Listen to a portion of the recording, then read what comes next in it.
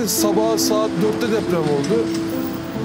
Ben enkaz altında kaldım 10 saat boyunca.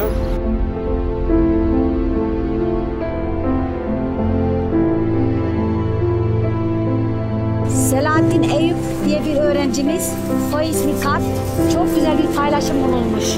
İyiliğin ne olduğunu anlatmış burada.